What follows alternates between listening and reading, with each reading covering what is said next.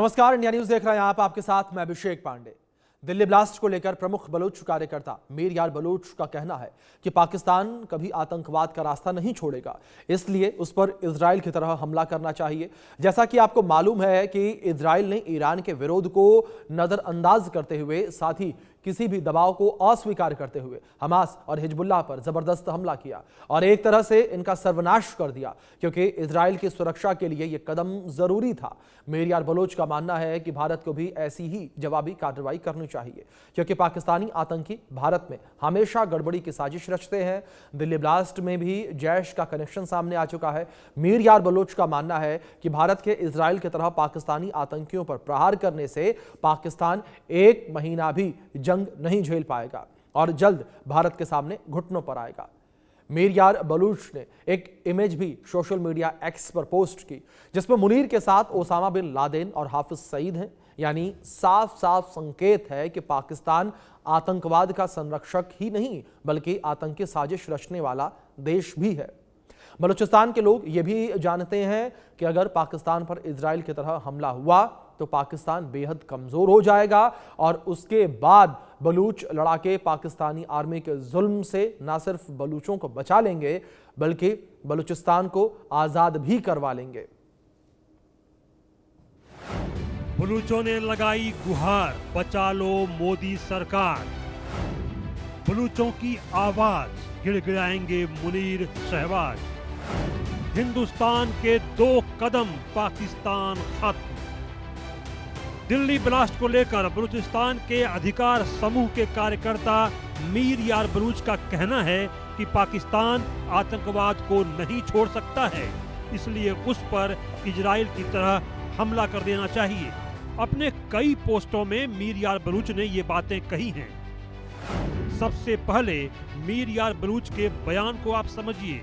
इन्होंने कहा कि पाकिस्तान का आतंकवाद छोड़ने का कोई इरादा नहीं है। बलूच नेता ने पाकिस्तान की कमजोरी की ओर इशारा किया है और कहा है कि भारत को इजराइल की तरह जवाब दे देना चाहिए। बड़े पैमाने पर जवाब देने के लिए भारत को विचार करना चाहिए। इजराइल की तरह हमले से एक महीना भी पाकिस्तान नहीं टिक पाएगा। मीर यार बलूच की माने तो पाकिस्तान एक बार फिर भारत में 1990 के दशक जैसी हिंसा की परिस्थितियां बनाने की तैयारी कर रहा है। दिल्ली के ऐतिहासिक लाल किले के पास बम विस्फोट मामले की जांच में एजेंसियों को पाकिस्तान के आतंकी संगठन जैश ए मोहम्मद के लिंक मिले हैं। मामले में हुई कई गिरफ्तारियों में पकड़े गए संदिग्धों के पाकिस्तानी हैंडलर से संपर्क की जानकारी सामने आई है। यह इस बात का इशारा है कि पाकिस्तान बड़ी योजना पर काम कर रहा है। इसी बीच बलूचिस्तान के रक्षा विश्लेषकों ने भारत से अब सीधी कार्रवाई की मांग कर दी है। मीर यार बलूच ने कहा कि भारत को बलूचिस्तान और अफगानिस्तान में आपातकालीन ठिकानों पर खुले तौर पर रक्षात्मक और सैन्य सहायता दे देनी चाहिए। उन्होंने भारत को अफगानिस्तान में बगराम के साथ कम से कम 10 अतिरिक्त हवाई अड्डों की तलाश करने को कहा है, जिससे अफगानिस्तान की जमीन से अभियान शुरू किया जा सके।